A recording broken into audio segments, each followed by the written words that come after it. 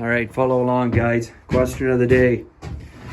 If you can fix this, and you can fix this, and you can fix this, and you can fix this, and you can fix this, or a four-wheeler slash dirt bike, and definitely if you can fix one of these, then you can definitely fix these. And not just a washer and dryer specifically, but appliances. All right, guys, you're back with Armchair Engineer 85. My question of the day is, if we can work on small engines, we can work on automobiles, trucks, anything with a motor, any internal combustion, why are you guys not working on appliances? This is a question that occurred to me a few years ago. For those of you that are looking at me sideways going, yeah, I already do work on these, this is old hat, then this isn't for you. This is for the people out there that may have had the same thought that I had years ago.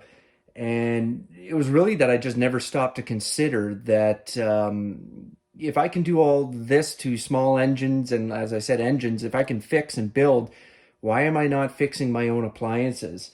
I think a lot of people think of appliances as like, if I told you, okay, your son's Xbox or PlayStation is broken, you guys can, could you fix it? And it's like, well, no, that's like electronics. And I think that's how a lot of people look at appliances. And to be honest with you, like, yes, is there electronics in appliances? Of course, there's electronics in everything, anything that's modern. But a lot of this is just mechanical.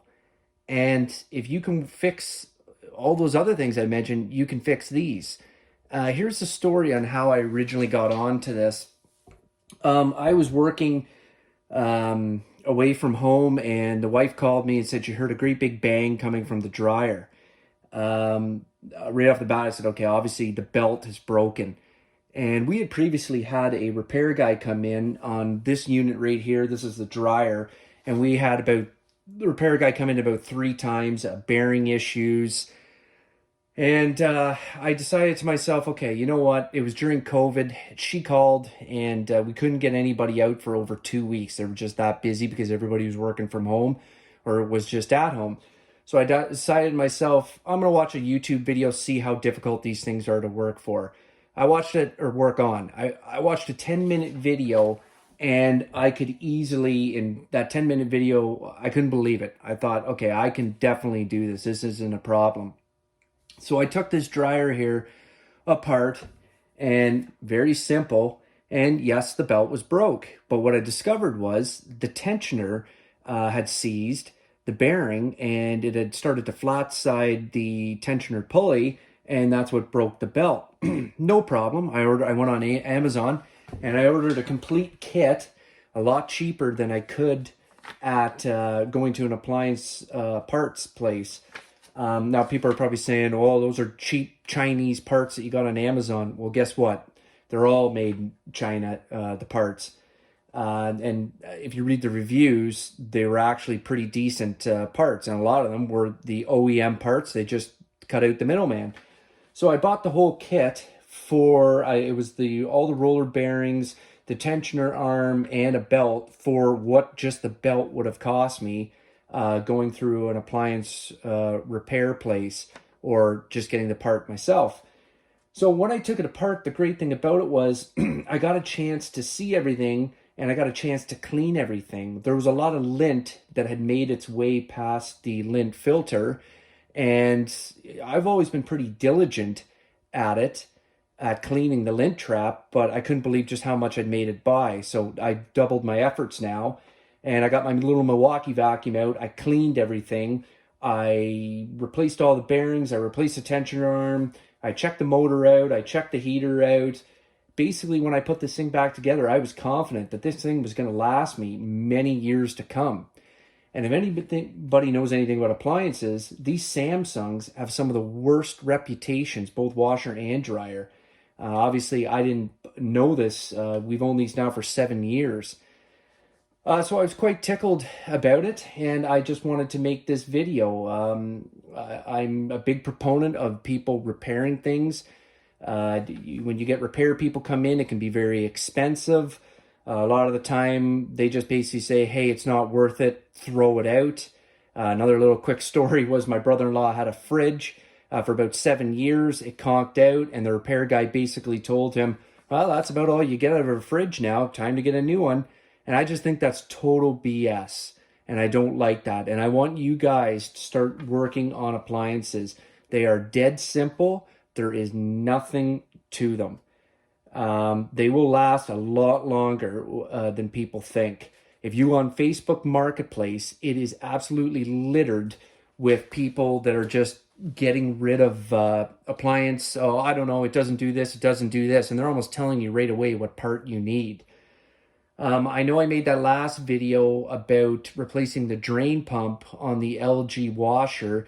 I wanted to make this video first, but my schedule got kind of crazy. And even doing that video, I didn't have the proper time to do. I wanted to show the removal and installation of the new drain pump. Not that it's hard. But anyways, I just wanted to get it out there quick and show. And like I said, I've always said I'm a fan of I don't like parts changing. It's something that I got taught back in high school. The only way I would say that I would tell somebody to do a parts change is if they had the spare part there, that they could take the old one out, put a new one in quick. It costs them nothing and they could test it. Okay, that's fine. I would do that all day long. But I actually like people to learn how to test parts to see if they've failed.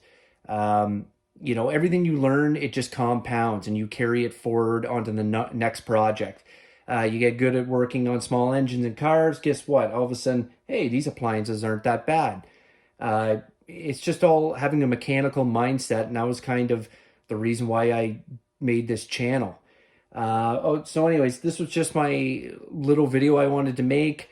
I've got another appliance project that I'm going to do. I'm actually going to go out and pick up an appliance that I do need, and I'm going to buy. I've already negotiated the deal, and I'm going to be buying it for very cheap, and I already know what's wrong with it, and I'm going to do a video on how to diagnose, test parts, and just show you guys how cost effective it can be for you to buy or maintain your own appliances.